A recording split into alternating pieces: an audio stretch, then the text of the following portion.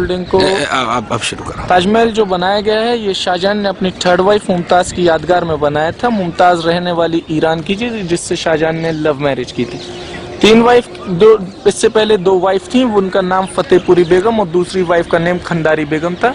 पहली वाइफ और दूसरी वाइफ से अरेंज मैरिज की, तीसरी वाइफ से लव मैरिज की। तो पहली दूसरी वाइफ के कोई बच्चे नहीं थे।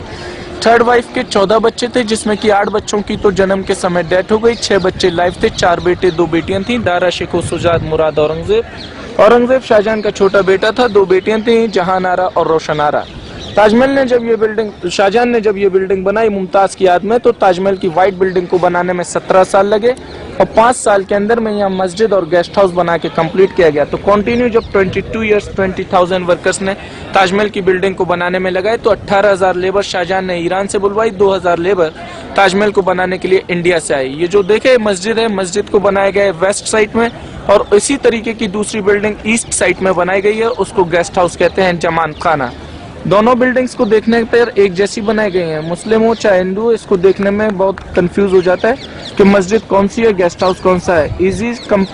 इजी सॉल्यूशन ये होता है कि मस्जिद को हमेशा वेस्ट साइड में बनाया जाता है एशियाई कंट्री के अंदर में। वेस्ट में इसलिए बनाया जाता है कि जो डायरेक्शन है मक्का मदीने का, सऊदी अरब का, वो वेस्ट में है, इसलिए मस्जिद वेस्ट में बनाई जाती है। ताजमहल की बिल्डिंग को बराबर देखने के लिए उधर में एक प्रैक्टिकली बिल्डिंग बनाई गई गेस्ट हाउस की, ताकि ताजमहल की व्हाइट बिल्डिंग को आप लोग लुक लाइक 4 साइड से सेम देख सकें। ये जो 4 मीनारें दी गई हैं ताजमहल की, चारों मीनारें देखने में तो सीधी नजर आती हैं, but these are not look like straight 4 minarets. 2 degree outside में टिल्टेड हैं। अल्लाह न करे कभी अर्थक्वेक, आंधी, भूकंप या तूफान ना जाए जिसकी वजह से ये चारों मीनारें ताजमहल के अंदर में न गिरे, आउटसाइड फॉल डाउन हो जाए। ताजमहल बिल्डिंग को इधर में व्हाइट मार्बल देखिए, तो व्हाइट मार्बल जो है इंडिया का है, जो राजस्थान मकराना से आया था, आगरा से 450 किलोमीटर है।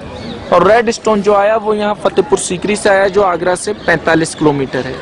इस बिल्डिंग की टोटल हाइट दी गई है 245 फीट और चारों मीनारों की हाइट दी गई है 175 फीट। मैन डोम को देखिए, तो मैन डोम के ठीक नीचे में शाहजहां और मुमताज की ओरिजिनल मकबरा दिया गया है। ओरिजिनल मकबरा 1 साल में 3 बार दिखाया जाता है, और जो डुप्लीकेट मकबरा है वो आप लोग एग्जैक्टली एवरीडे देख सकते हैं, कोई भी डिफरेंट नहीं है।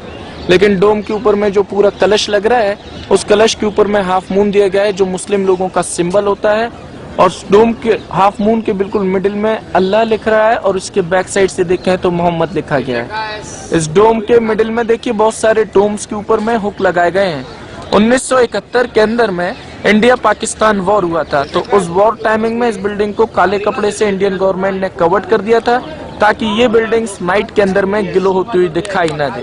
क्योंकि इस बिल्डिंग की तीसरी खूबसूरती ये है कि ताजमहल में कोई आर्टिफिशियल इलेक्ट्रिसिटी बल्ब आज भी नहीं है। ये बिल्डिंग आज भी नेचुरल ग्लो करती है, जैसे कि डायमंड की तरह से होता है। और बाकी जो सारे जैम्स स्टोन लगाए गए हैं ये मून लाइट में ग्लो करते हैं, जिस दिन 14वीं का चांद होता है।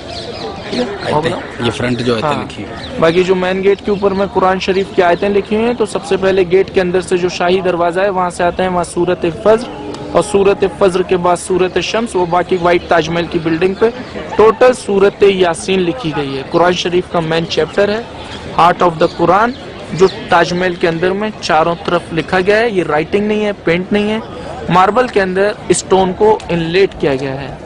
तो ये जितनी भी आर्ट यूज की गई है ये सब पर्शियन आर्ट है। पर्शियन आर्ट इसलिए यूज की गई है क्योंकि 18,000 जो लेबर ताजमहल को बनाने आई थी वो पर्शियन थी।